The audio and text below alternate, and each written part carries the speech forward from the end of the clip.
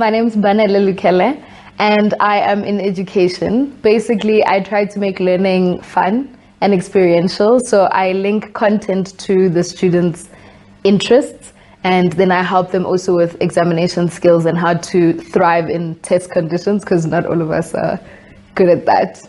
I went to a school where if you weren't top 10, you were almost a nobody.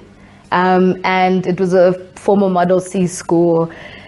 You know, parents are also trying to figure out this, your child must only speak English at home situation. It was during that era.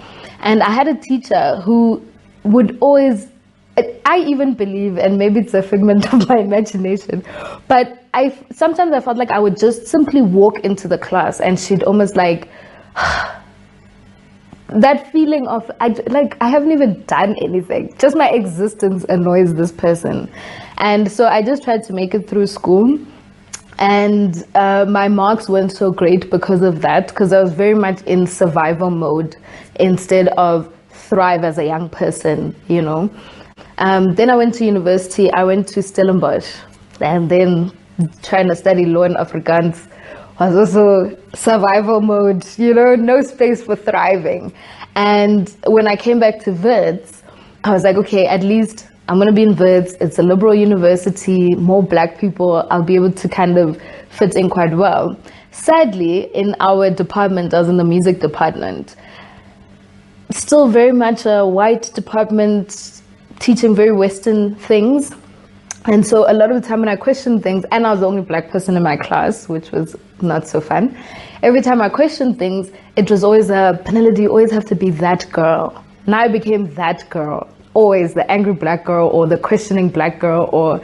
And the more that I went along, I really started developing this hatred for education. But I knew that I loved learning. At the end of my degree, I decided, you know what, no, I'm gonna go and volunteer as a teacher in India and Tanzania. I come across, as I said earlier on, a lot of young social entrepreneurs who want to be in this space, who want to tutor, who want to make a difference within education, within our poorer communities. And so I'd like to ask, you know, what advice would you give to another female who's interested in following a similar career as yours? Firstly, try get a mentor. Particularly, if not two, I always advise that people get both a female and a male mentor, because there's knowledge that can come from both sides.